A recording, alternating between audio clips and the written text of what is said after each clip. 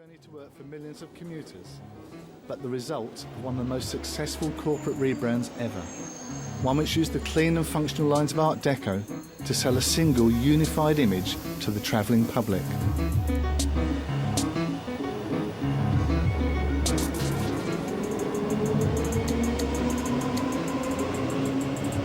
This is St James's Station, which lies at the heart of the London Underground network.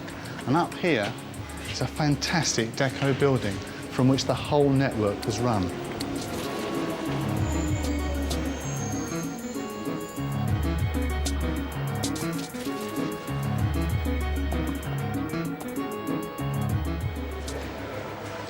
In 1929, this building was the nearest thing you'd have in Britain to the experience of an American skyscraper. The Underground came in beneath the building. You could come up through here and go straight to work in the centre of London Transport's offices. You've got shops out here, you've got multiple exits from the building, you've got wonderful Art Deco detailing, these very, very abstract classical columns in this fantastic travertine marble, big entrance hall protected from the weather, fantastic clock, a jazz sunburst with it. The whole thing says modernity, it says the future, it says not being outside in the rain. And it's the easiest way to go to work. You come out of the station, you're straight in the office.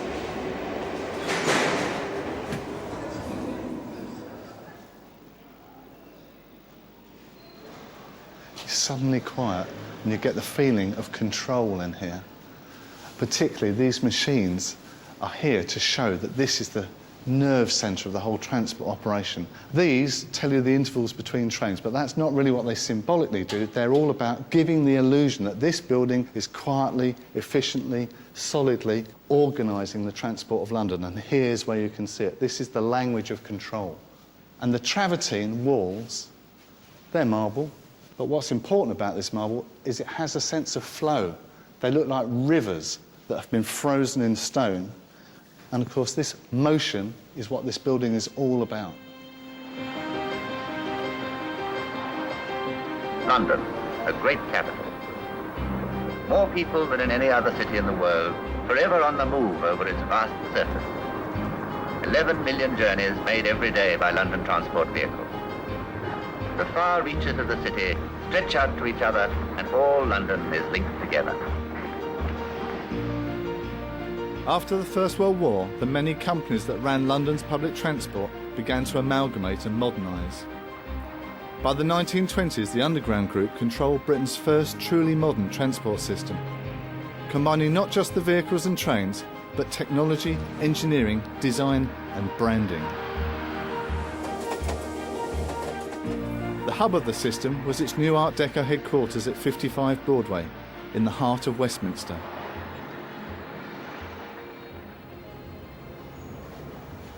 This is a fantastic space. The lobby, the lift lobby of this building, it's really, really American.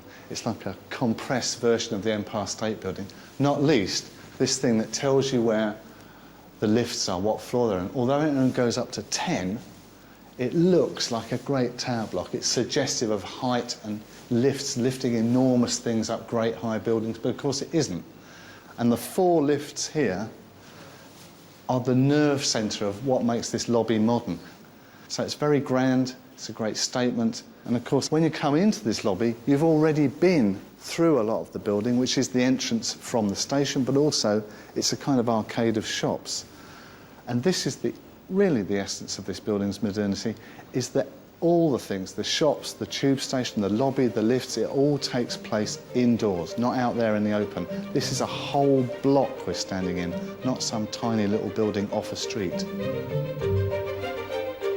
55 Broadway was big, bold and very modern. Much of the pleasure was in the deco detail.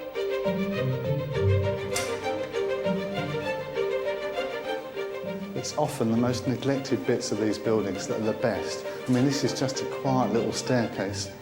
Probably nobody ever comes down there, but it's a really lovely little Art Deco moment because this travertine is used to give large, interesting, flat, neutral-ish spaces.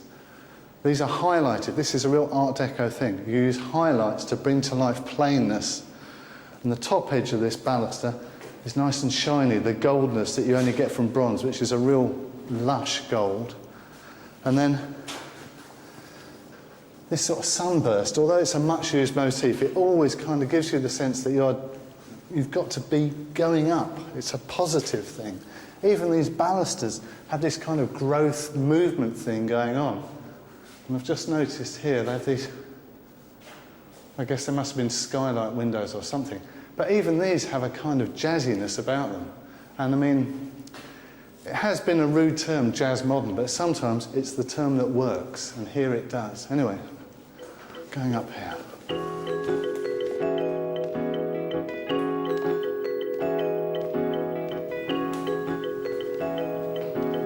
Oh, this is nice, the stone ends, and you get these tiles beginning. There must have been millions of these tiles, making the whole of the inside of the underground light and fresh and airy, and of course, hygienic.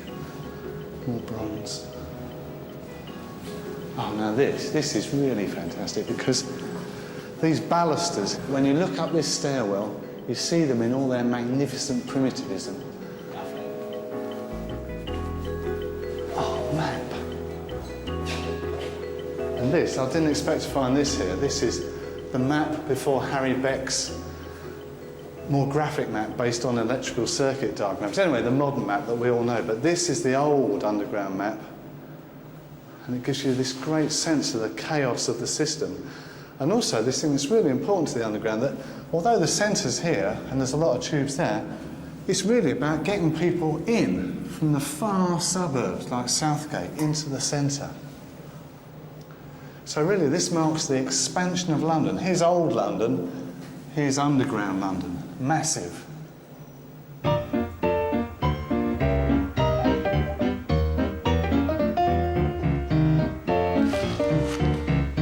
"55 Broadway was designed by architect Charles Holden. His design was influenced by American skyscrapers and the Paris Exposition of 1925, the birthplace of Art Deco. Holden's intention was to create a modern, functional building that provided a bright and light working environment focused around the needs of the people who would actually use it.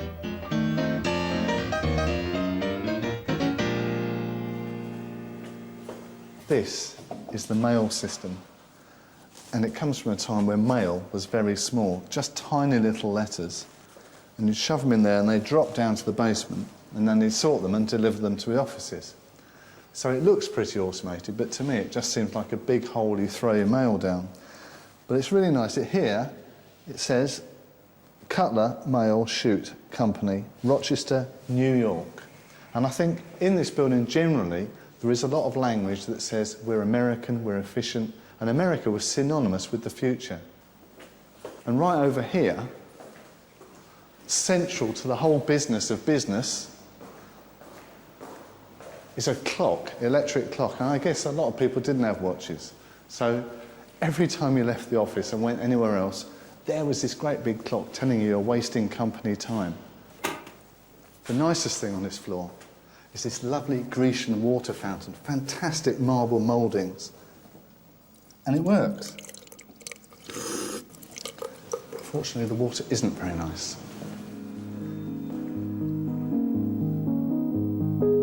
"55 Broadway was Charles Holden's vision, but it was the brainchild of Frank Pick, the managing director of the new underground group.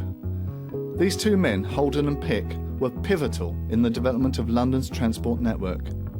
Together, they undertook a massive modernisation of all its assets to make them fit for the 20th century.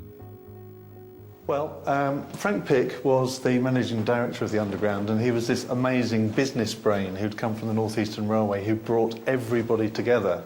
So he couldn't design anything himself, but he knew exactly the right people, the best people to bring in for the posters, the architecture, the rolling stock, the textiles and so on. And that was his job, to oversee everything, or was that his idea?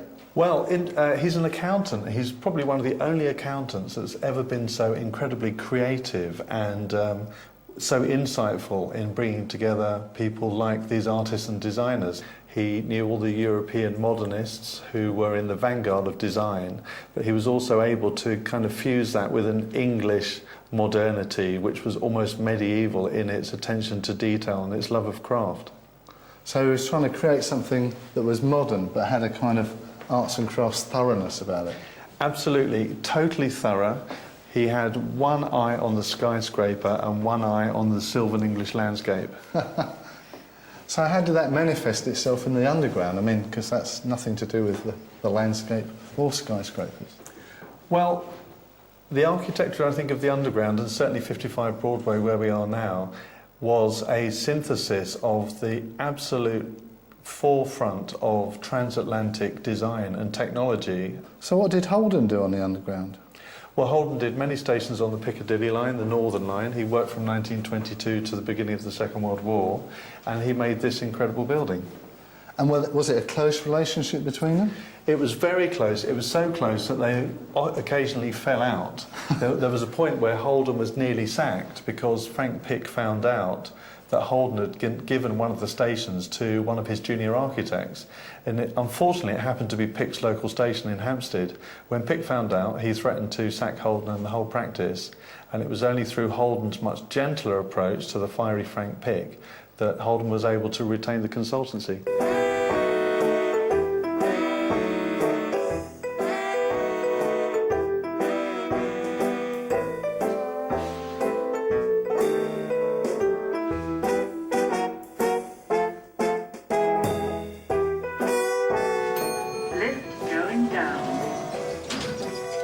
So this is the 10th floor, which is really the posh floor. In there is the executive dining room. The ceilings are twice the height of the floor below, and out here is the managerial garden. No doubt you could come out here with a good pipe and ponder the infinite variety of modernism.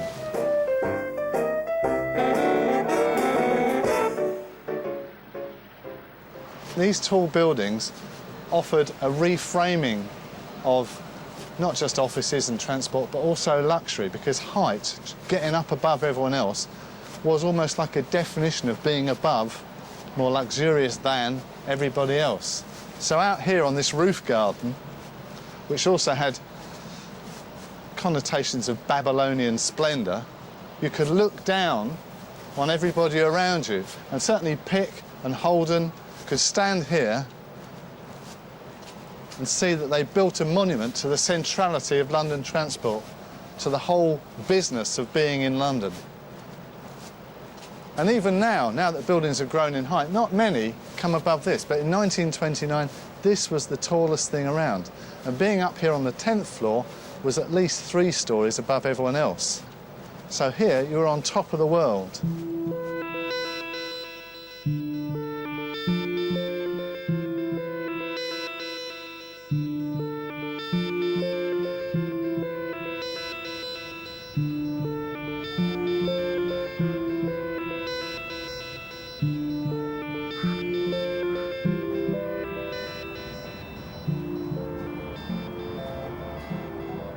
Finished in 1929, 55 Broadway was the tallest building in London, a gleaming white monolith to the ambition of the new organisation. You know, you can feel the underground through the ground here, vibrating, coming from that building over there. It really looks like a skyscraper. It has that kind of ziggurat ancientness about it. It's tall and it's narrow and it's white. It's modern and primitive all at the same time. And it's very American. Art Deco drew much inspiration from the primitivism of ancient cultures, particularly the Egyptian and Mayan civilizations.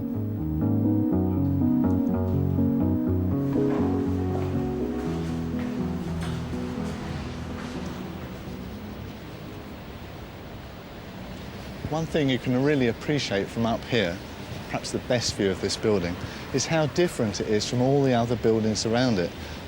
These old buildings here are on a block, but they're 4 buildings to a block. This occupies one huge site with a street marking the boundaries. That's a very, very American design, pioneered in the 1880s when the first skyscrapers were put up. It's a real tour de force example of the modern Britain, not the Victorian Dickensian Britain, but the new, forward-looking, futuristic Britain. Not least because it's a great big white building surrounded by coal-stained old grot.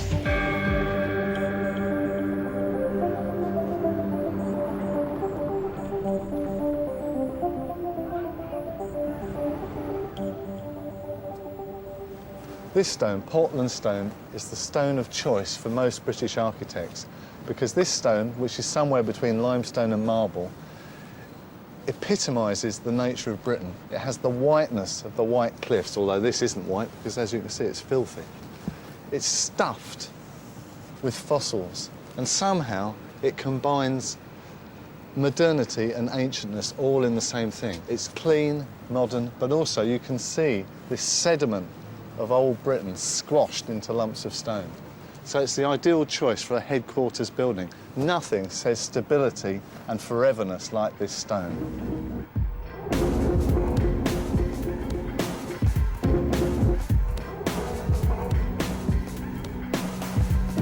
Holden intended this building as a new Temple of the Winds. Aware it was likely to shock, he chose to commission works from avant-garde sculptors like Henry Moore and Eric Gill to adorn each elevation. Holden chose Jacob Epstein, one of the most controversial artists of the day, to contribute 2 pieces called Night and Day. It was a bold choice. This sculpture of Day by Sir Jacob Epstein, when it was put up, caused great offence, a great scandal, because the penis of the boy was originally about 1.5 inches longer.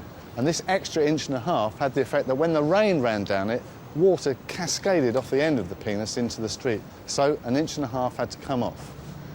The primitivism of the sculpture represents, in a way, the primitive power of electricity. And the thing about modernism and primitivism was that they talked about huge, uncontrollable forces. The force of electricity was like the ancient force of gods. And here, this ancient, unknowable god of day, sending his son off to do his job in the world, is what this sculpture's all about. It's not immediately obvious to the passer-by, but you get this sense that the underground, its electricity, is a great, heavy, primitive god.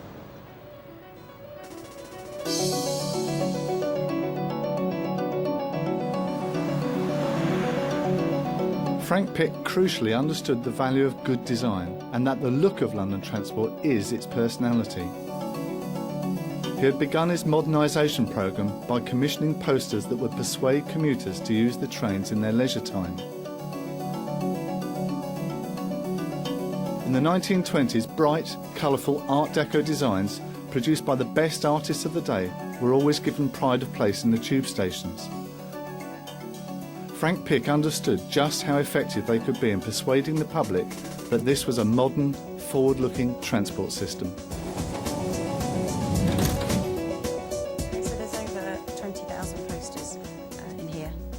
Posters commissioned from Pick's office at 55 Broadway were pivotal in the development of the organisation. So I've pulled these examples out that I thought you might be interested in from the period. No, they're fantastic. So what are the dates of these then? The Clive Gardner at the end there is late 20s, it's 1927, and it's a good example of how Gardner would kind of appropriate some of the more sort of avant-garde art styles, such as Cubism, into a way that worked for a wider public, which a lot of artists did do at that time. Yeah, you can really see it in these sunburst yellow here, which is somewhere in between Deco and Cubism. It's great. What about this one? This is by Jean Dupin from 1930, and it's a good example of an artist really just working in their own style. So what were the purpose of these particular posters? Well, this was an example of promoting off-peak travel, essentially. This, you could see, is particularly directed at women, promoting the idea of going out in the day when the services were underused. And where would these have gone? Where were they exhibited? This would have been inside the station. So it would have been, perhaps as you were leaving, it would prompt an idea of what you might do at the weekend, or because it was essentially about promoting leisure travel, this kind of poster. And I suppose people really, I mean, they would have known this was a fashionable image. I mean, that would have been seen as the latest thing. Yeah, and I think to some people it would have done, but I think to other people, you know, it was the first sort of experience that a lot of people would have had of these styles. So it's their first kind of touch with Art Deco, really? Definitely, without necessarily even knowing that it was happening. No, they're wonderful. The posters were the starting point for one of the most radical redesign programmes ever undertaken by a single company. Pick and Holden were able to do this because Art Deco was a total style. A style which was appropriate for all the company's assets, from its headquarters building at 55 Broadway to the smallest fitting on the station platforms, and so too the trains which ran on its tracks. Do you know, this is just as I remember these trains. And when I was a kid, I loved to go on the Underground train. It was so different from where I grew up. And they are exactly as I remember them. Well, although these trains stayed in service until the late 1980s, they were originally introduced during the 1930s, and this is called the 1938 stock. And it was a revolutionary train at the time. It was the first train that had all of its running gear underneath the train. It was styled in a very sort of Art Deco way, and it had a lot of very nice features that we can still see on it today. You have these sort of Art Deco lampshades, which are called shovel shades by people who work for London Transport, and also in the sort of seating fabric, and the technical name for this sort of fabric is moquette. And Frank Pick employed some of the leading textile designers of the day, people like Marion Dawn and Enid Marks, to produce this. So the overall effect is a very comfortable and spacious environment for passengers to use. I mean, this is so obviously Art Deco with this ribbed kind of go faster stripe thing and these very Bauhaus geometric patterns. If it were treated separately, I'd see it as design, but as a whole, I just think, yeah, it's a tube train.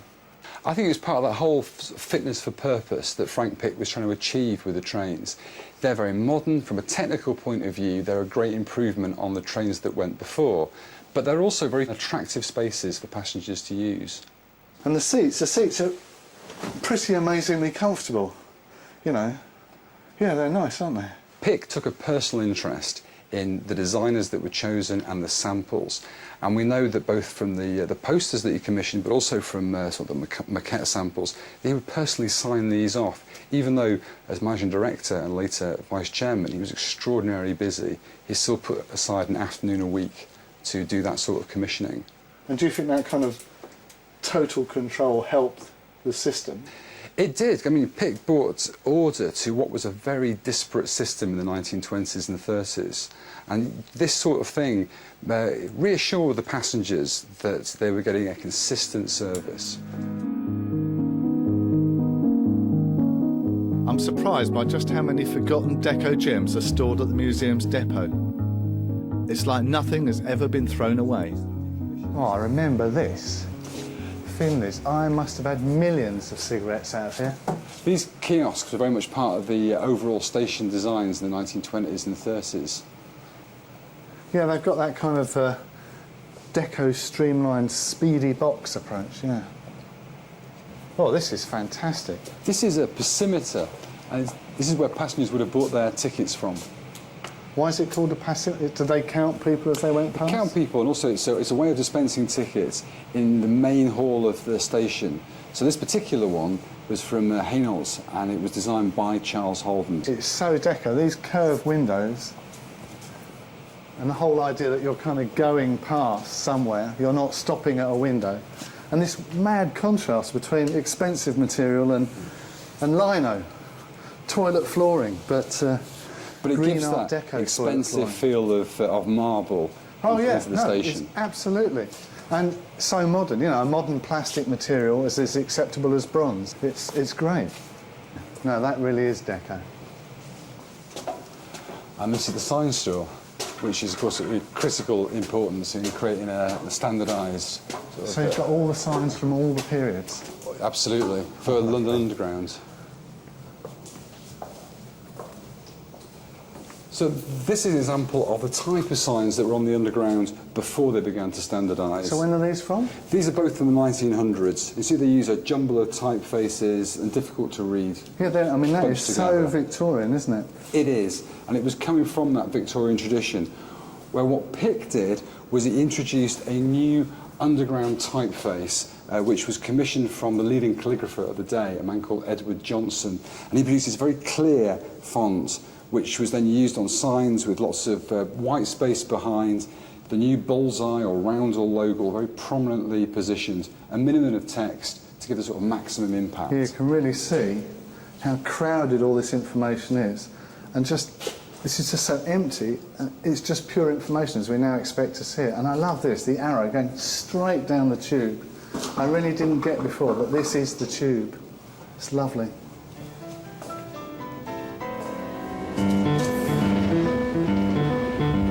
During the 20s and 30s, the tube network pushed further and further out of crowded and dirty central London to new and leafy suburbs.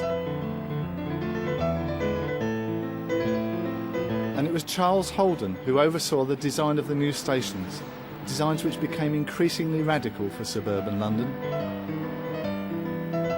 As a result, London's transport system boasts more listed buildings than any other public body in Britain.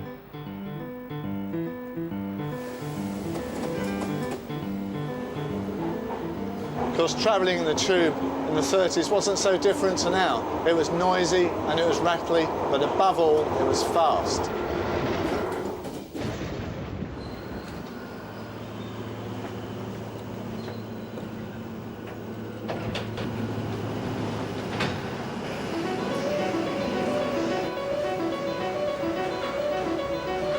This is Southgate, one of Holden's most wonderful stations on the Piccadilly Line.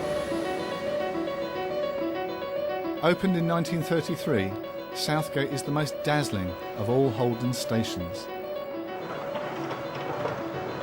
These escalators were about the most modern thing people would go on. They were like a toy in themselves. They make you feel like you're in the modern world. And this fantastic warm lit tunnel taking you up to the light, you definitely want to go up it. It's almost like a metaphor of birth. And of course, home is at the end of this. You're home. You're really sick to death of work and you're coming home. And this is like a drop of water in a pool, radiating out. The thing about these stations, as a Londoner, you're just really familiar with them. But back in the 30s, this was international modernism. It was Art Deco. It was Europe and cinema and Hollywood and the future all in one. In 1933, this building was the edge of modern London, a beacon of modernity in a sea of Tudor-Beaton houses. People coming here would feel this was the edge of the city. When they went down here, they'd be going into work. But coming out, it was a release from everything that work was. You didn't really want historic transport. You wanted your transport to be the future, to be electric, to be light, to be bright, to be clean. And the minute you came here, you could see it. This was at night, bright with light. The whole thing glowed in a sea of semi-rural darkness.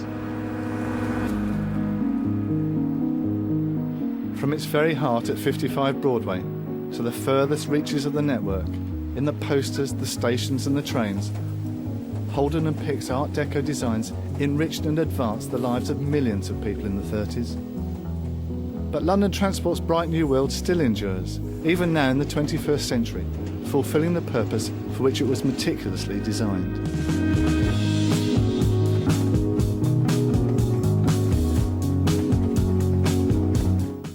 And there's another Art Deco icon here on BBC4 on Wednesday at 8:30.